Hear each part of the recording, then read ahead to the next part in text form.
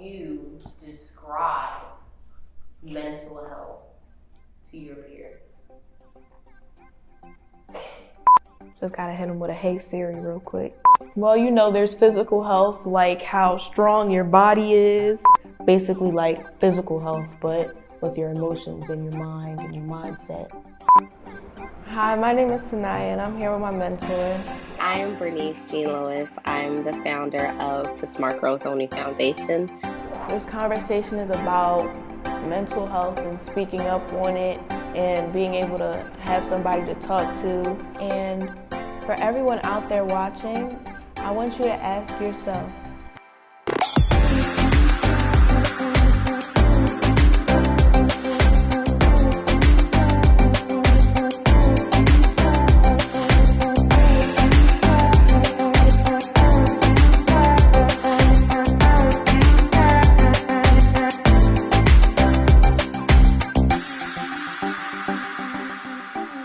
how have you really been?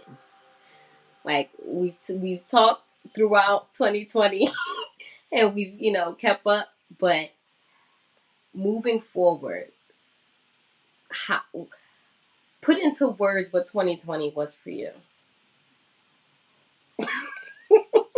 That's what I want. If you could put into words what 2020 was, that's what I want to hear. I would probably just say 2020 was a mess. 2020 is the definition of trauma and pain. But having somebody to talk to about it at the end of the day is what really got me and probably a lot of other people through 2020. So, Sanaya, question for you. How do you deal with trauma?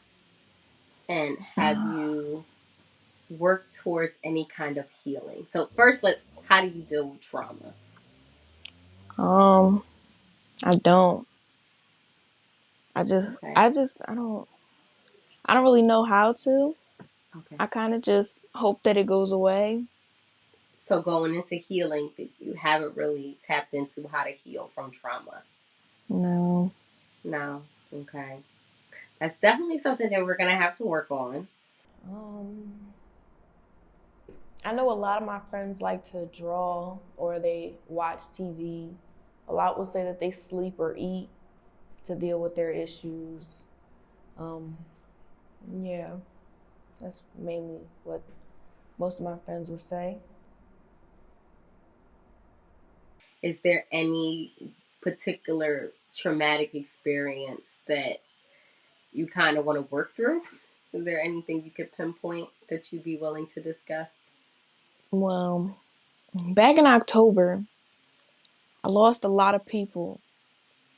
Most of the people, they just left. They up and left. But one person died. While I was trying to deal with that, like a lot of my friends and stuff, they up and left. So I was dealing with the morning. Like I just felt like I was alone throughout that whole time. Where are you now in relation to the loss of someone close to you, as well as losing friends at the same time? Like, how do you feel about that today?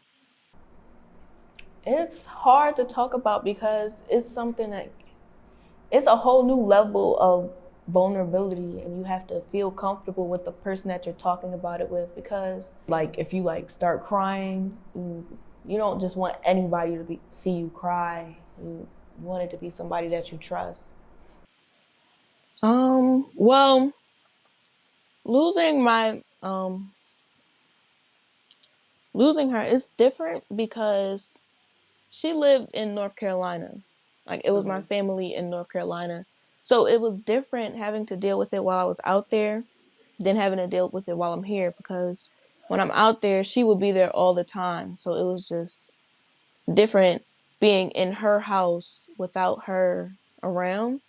Mm-hmm. And now that I'm home, I'm back.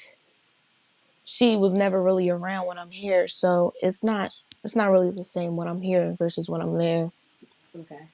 And with the friends, I just stopped talking to them. I don't know. It's just harder to trust now than it was before. I don't know. It's a lot easier to be vulnerable with people who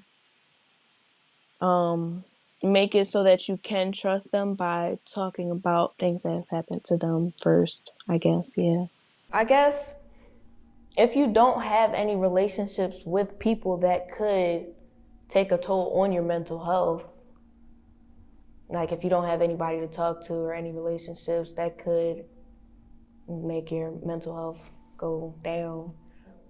Like if you have somebody to talk to, maybe you're depressed and you don't have anybody to talk to, it'll make the depression worse because there's nobody there for you. Or if you're like really happy and you have all these friends and then they all of a sudden they disappear, then that could make you really sad. So yeah, I do think there's a connection between relationships and mental health. I was just wondering, what is healing like for you? Like how would you say that you heal or how you deal with trauma? Healing can be exhausting and painful and frustrating. Healing can be all of those things because it really taps into like the core of who you are. Healing isn't for anyone else but yourself. So the first step to healing is learning to forgive. Um, and during my journey of healing and going through tons and tons of trauma, the one person that I've always failed to or was last to forgive was myself. It's just really going into those deep, dark places, writing about it, talking about it, going to therapy, um, and finding ways to release. One of the things that I feel like a lot of us don't do is release that pain that we're feeling. We keep it inside. We don't talk about it. We don't release it. So I've gotten into hiking, which is, being close to nature always helps in just being able to hear your thoughts and hear your heart and things like that. But finding ways to release the pain has been definitely instrumental in healing. Because life is all about lessons and learning and growing and building on your today for tomorrow. If you can say that you took anything from 2020 to put towards the future, what would that be? Definitely not to take anything for granted.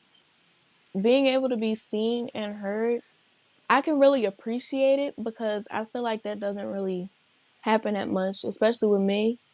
So when people, when they're like there, they hear me, they see me, they feel me, like everything that I'm telling them, it's not just going in one ear and out the next, like they react to it. I can really appreciate that, and it'll definitely make me feel like it'll make me want to do the same for them.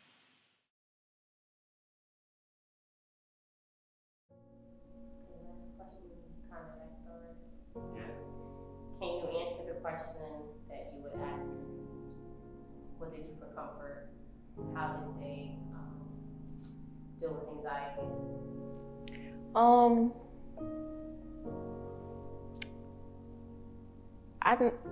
It sounds like really cliche and it's really hard to believe, but you're really like, you're not alone. You're never really alone. There's somebody out there that loves you or that will love you. You just have to find that person in the right time in your life. They'll come around when you need them the most or when they need you the most, and y'all will help each other.